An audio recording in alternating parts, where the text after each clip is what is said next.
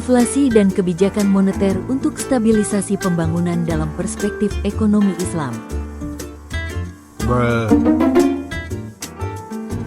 Pernah nggak sih kamu ngerasa harga barang-barang makin naik tiap tahun? Nah, itu namanya inflasi. Dalam ekonomi konvensional, inflasi terjadi karena dua hal. Yang pertama karena permintaan tinggi, dan yang kedua karena biaya produksi yang juga naik. Jadi, makin banyak yang beli, atau ongkos bikin barang mahal, ya harga jadi ikut naik deh. Tapi gimana pandangan ekonomi Islam? Nah, dalam ekonomi syariah, inflasi itu nggak cuma soal uang dan angka. Ini juga dianggap masalah moral dan sosial, loh. Misalnya, inflasi bisa terjadi karena praktik riba, penimbunan barang, monopoli, bahkan korupsi. Semua itu bikin harga-harga jadi nggak wajar. Dulu, Islam pernah punya sistem mata uang dinar dirham yang stabil banget, jadi inflasi tuh nyaris nggak ada. Tapi kalau sekarang inflasi tetap terjadi, Islam memperbolehkan pemerintah turun tangan buat benerin pasar yang rusak. Intinya, baik ekonomi konvensional maupun syariah sama-sama sadar bahwa inflasi itu harus ditangani, tapi caranya bisa beda. Kayak gini loh bro, kenapa harga-harga makin naik? 1. Monopoli dan talaki ruhban. Pedagang kota nyegat pedagang desa, beli murah, jual mahal. Harga jadi nggak wajar. 2. Tatlis. Nipu timbangan, takaran dikurangin. Barangnya nggak sebanding sama harganya. 3. Maisir, spekulasi, main untung-untungan, nggak ada barangnya. Harga jadi naik turun nggak jelas. 4. Riba, bunga makin nambah, biaya produksi naik, harga ikut meledak. 5. Najasi, pura-pura beli biar kelihatan laris. Padahal cuma ngibul biar harga naik. Akhirnya, inflasi pun merajalela. Jadi, bukan cuma karena ekonomi global, bro, tapi juga karena ulah manusia sendiri. Adapun dampak dari inflasi ini, dalam perspektif ekonomi pembangunan Islam, cukup serius karena bisa mengganggu stabilitas ekonomi dan kesejahteraan masyarakat. Inflasi menyebabkan distorsi harga, menghambat investasi, dan menciptakan ketidakadilan dalam distribusi pendapatan. Semua ini jelas bertentangan dengan prinsip keadilan sosial yang menjadi inti dari ekonomi Islam.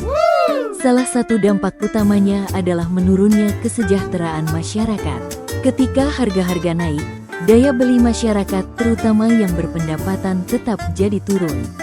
Masalahnya, kenaikan harga seringkali lebih cepat daripada kenaikan upah, sehingga nilai real dari pendapatan mereka makin merosot.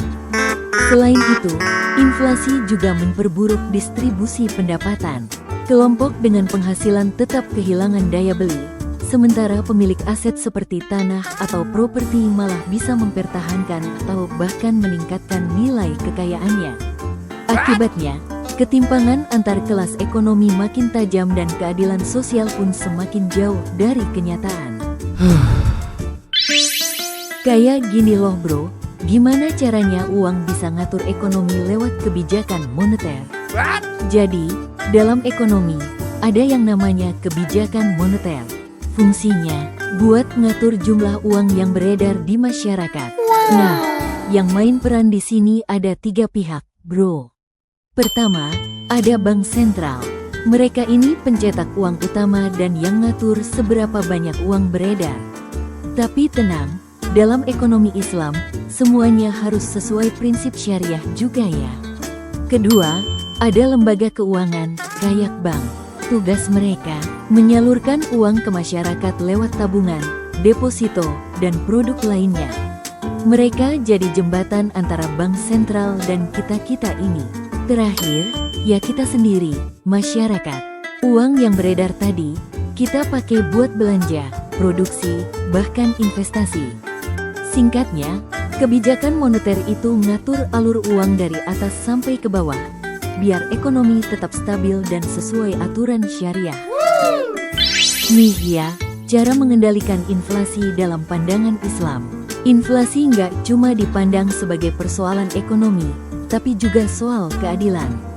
Karena itu, Islam melarang riba dan spekulasi berlebihan yang bisa memicu ketidakstabilan harga.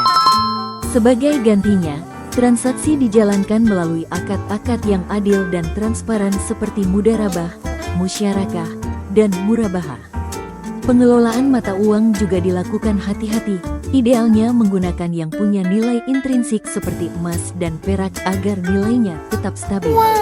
Untuk menjaga daya beli masyarakat, Islam mendorong distribusi kekayaan lewat zakat, infak, dan sedekah, agar tidak terjadi ketimpangan. Selain itu, investasi diarahkan ke sektor-sektor produktif seperti pertanian, industri, dan infrastruktur supaya produksi meningkat, harga stabil, dan lapangan kerja terbuka. Terakhir, pasar diawasi secara ketat agar bebas dari praktik curang seperti monopoli, penimbunan, dan manipulasi. Dengan cara ini, inflasi bisa dikendalikan secara adil dan berkah bagi semua.